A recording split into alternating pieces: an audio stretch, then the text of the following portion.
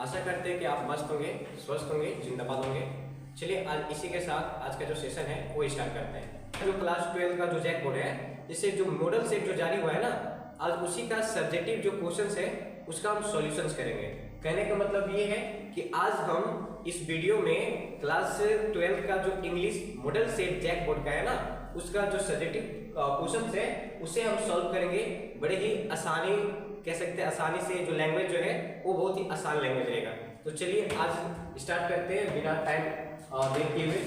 तो ध्यान दीजिएगा, क्वेश्चन नंबर 46 जो है, जो कि आप देखे होंगे मॉडल सेट पेपर में, जो कि 3 नंबर का है। तो स्टार्ट करते हैं। क्वेश्चन है what happened to William Douglas at YMCA when he was 11 years old. Questions ये कह रहा कि what happened to William Douglas at YMCA when he was 11 years old. मतलब ये कि जब विलियम डगलस 11 साल यानी 11 साल के थे तो YMCA जो स्विमिंग पूल है वहां पर इनके साथ क्या हुआ था, यानी ऐसा क्या दुर्घटना हुआ था। तो आंसर क्या होगा कि a misadventure happened when he was 10 और 11 इयर्स ओल्ड। क्वेश्चन आंसर क्या रहा कि जब विलियम डगलस 10 से 11 साल के थे तो उनके साथ एक दुर्घटना हुआ था। When he was alone at the YMCA swimming pool। क्या बताया जा रहा कि जब विलियम डगलस उस स्विमिंग पूल में जिसका नाम YMCA है, जब वहां पर अकेले थे, a big bruiser of a boy probably 18 years old came to him। यानी ये कि एक 18 साल का हट्टा कट्टा जो लड़का है वो विलियम डगलस के नजदीक आते हैं, उनके पास आते हैं and tossed him into the deep end of the pool. यानी ये कि विलियम डगलस को सिक्के के भांति उछालकर जो स्विमिंग पूल का जो पानी है उसमें फेंक देता है। जैसे आपने क्रिकेट मैच देखा होगा तो उसमें जो पॉइंट जो उछाला जाता है ना, जस्ट उसी की तरह ब्रूसियर जो लड़का जो था वो लगभग जो 18 साल का था, वो विलियम डगलस को उठाता है और स्विमिंग पूल का जो अथाह जो गहराई है ना पानी का, उसमें फेंक देता है। He was nearly drowned। यानी ये कि जब पानी के अंदर विलियम डगलस चले जाते हैं तो लगभग डूब गए थे। He felt that he would die at last।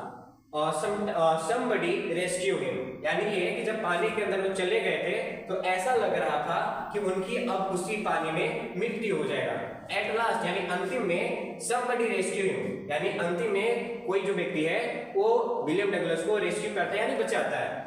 And he found himself, और विलियम डगलस खुद को क्या पाते हैं कि लाइंग बिसाइड दैट पूल, यानी वो जो स्विमिंग पूल था उसके किनारे वो पेट के बल लेटे हुए थे। तो इसका आंसर यही होगा। चलिए आगे बढ़ते हैं।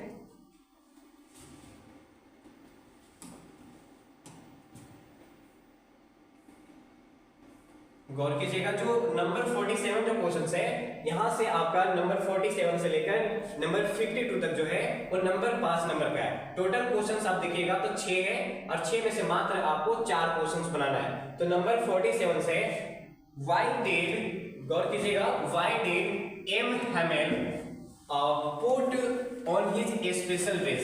यानी ये कि एम हेमेल जो है वो उस दिन कोई जो खास ड्रेस जो था वो क्यों पहने हुए थे। तो आंसर क्या होगा कि M Hamel had put on his special dress because his 40 years of faithful service and of showing their respect for the country that was theirs no more।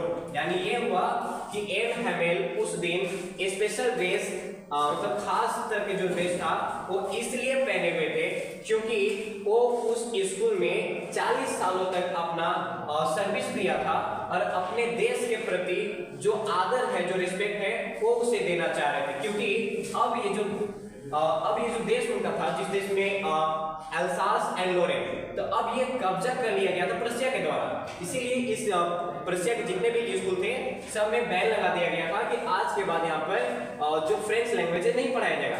इसीलिए एम हेमेल को उस स्कूल को छोड़कर जाना था। He wore usually this type of dress on infection and prize days कहा क्या जा रहा कि वो इस तरह के जो कपड़े हैं वो सिर्फ उस दिन पहना करते थे जब कोई स्कूल में जांच करने के लिए आता था या फिर कभी किसी को प्राइज देना रहता था, तब वो उस तरह का जो ड्रेस है वो पहन कर आया करते थे। He wore this dress on that day as aware that he is going to teach his last lesson in their mother tongue French। यानी ये हुआ इसका हिंदी हुआ कि उन्हें पता था कि आज जो क्लास में बच्चों को पढ़ाने जा रहे हैं वो उनका अंतिम लेसन है, इसीलिए वो क्या चाहते थे कि उनकी जो मातृभाषा है उस मातृभाषा में वो बड़े ही अच्छे से बच्चों को पढ़ाए। चलिए बढ़ते हैं नेक्स्ट क्वेश्चन की ओर। नेक्स्ट क्वेश्चन है what do the parting words "see you soon amma" of the poetess and her smile signify। यहाँ पर क्वेश्चन ये कह रहा कि ये जो पार्टिंग वर्ड्स है यानी "see you soon amma" जो है ये लेखिका क्यों अपनी माँ को कहती है और साथ ही साथ अपनी माँ को देखने के बाद स्माइल करती है, यानी स्माइल करती है यानी हंसती है, एक मुस्कुराहट से अपना जो चेहरा है वो शो करती है। आखिर क्यों, यानी स्माइल का मतलब यहाँ पर क्या है? तो आंसर क्या होगा कि the poetess is pain to see her mother's dull and colourless face. यानी ये कि पोएटेस जो है कवित्री कमला दास वो अपनी माँ का जो चेहरा है उससे देखती है तो ऐसा लगता है कि मतलब दर्द सा एहसास होता है। क्यों?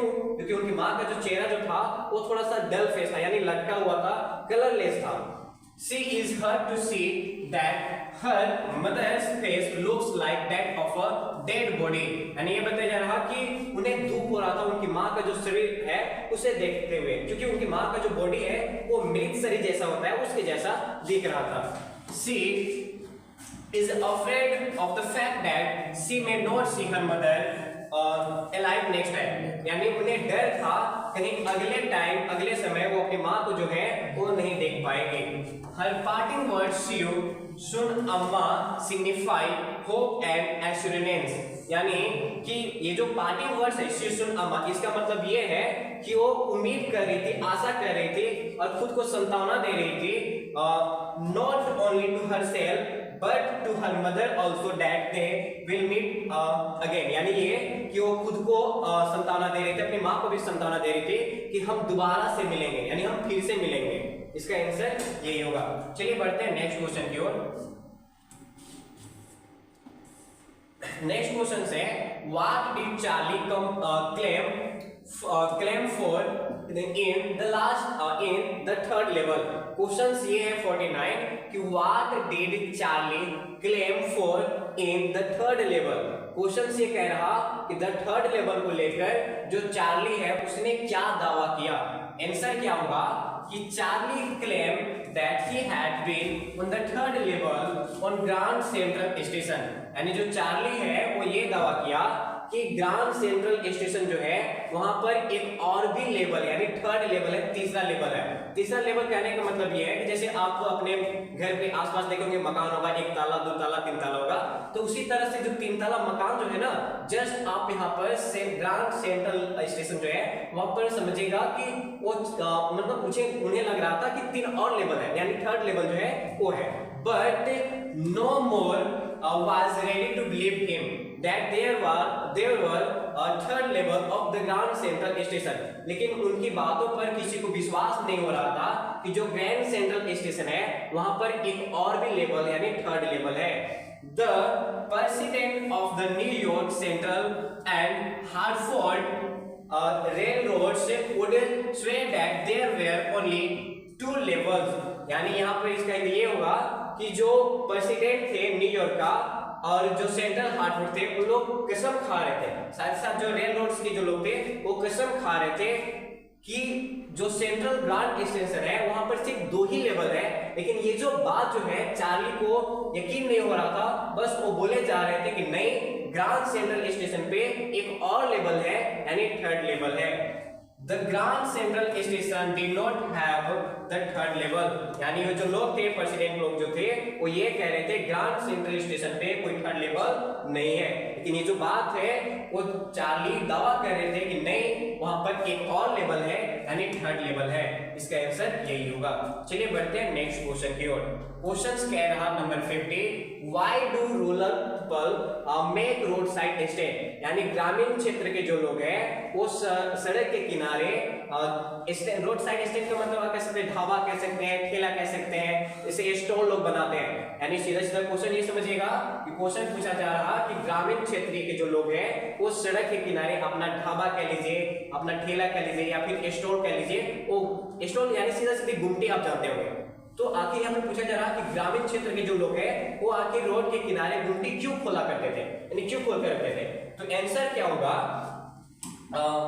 the rural people who had put up the roadside stand pleaded pathetically for some customers. The people who were running the roadside stand expected some of the traffic to stop there.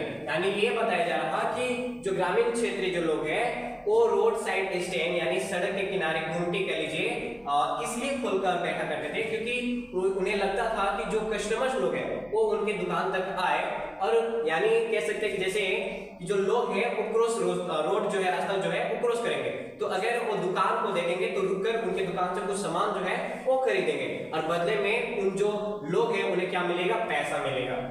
आगे कहता है they looked forward to their prospective customer for the earning some money, यानी यहाँ पर यही answer होगा। यानी यहाँ पर हिंदी यही कह रहा कि उन लोग इस उम्मीद से दुकान खोले हुए बैठे थे कि जब लोग क्रॉस करेंगे, पार करेंगे, तो लोग जब सामान खरीदेंगे तो सामान के बदले उन्हें पैसा मिलेगा।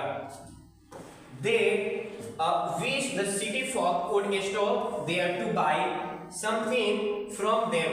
उन लोग इच्छा जता रहे थे, विश कर रहे थे कि कुछ लोग जो है वो उनके दुकान से यानी गुजरेंगे तो रुकेंगे और रुकने के बाद उनकी जो सामान है खरीदेंगे और बदले में क्या मिलेगा, पैसा मिलेगा।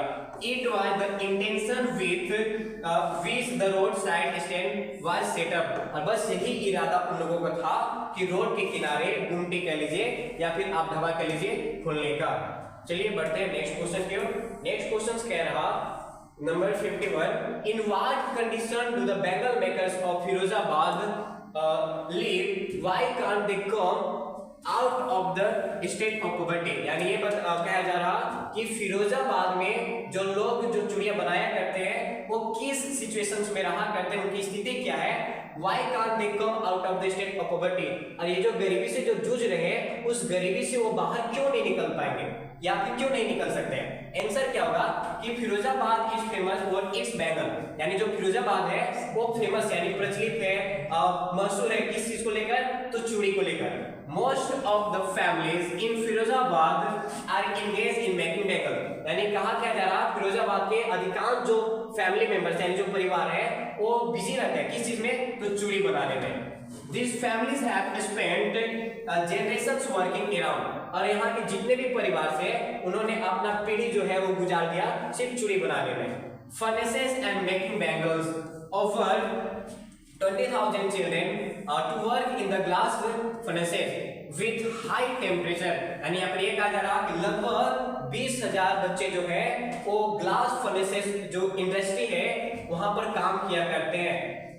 They work illegally to in these glass furnaces. They are exposed to all health hazards. उन लोग जो है गैर कानूनी के तरीके से वहां पर रहा करते हैं और काम किया करते हैं।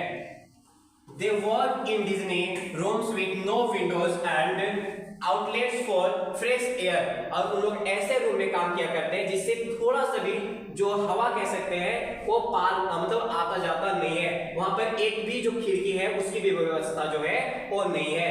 Their eyes are more adjust to the dark than the light outside.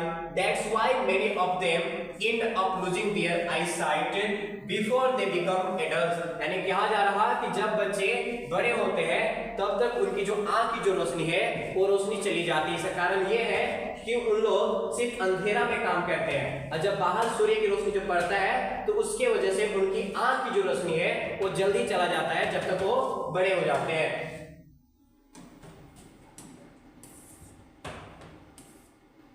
आगे क्या कहा जा रहा कि bangle makers have fallen in a web of poverty they have fallen into a vicious circle of sahukas, middlemen, money lenders, the keepers of law, politicians and the police, so they can't come out of this state of poverty। यानी ये कहा जा रहा है उन लोग इस गरीबी से क्यों बाहर नहीं निकल पाते। इसका कारण ये है क्योंकि उन लोग ऐसे विषम चक्र में फंस गए हैं, ऐसे लोगों के चक्कर में फंस गए हैं जिससे वो बाहर नहीं निकल पा रहे हैं। उनमें से जो लोग हैं वो साहूकार लोग हैं, मिडिल मैन है, मनी लेंडर्स है, law keepers of the keepers of law है, पॉलिटिशियंस है एंड द पुलिस है। यानी ये कि अगर इन लोग बाहर निकलना भी चाहे तो इन लोग कानून की मदद से क्या करते हैं, उन लोगों को और भी ज्यादा केस में फंसा देते हैं, जिसकी वजह से वो लोग जो है वो नहीं निकल पाते हैं। चलिए बढ़ते हैं नेक्स्ट क्वेश्चन को। Next question number 52।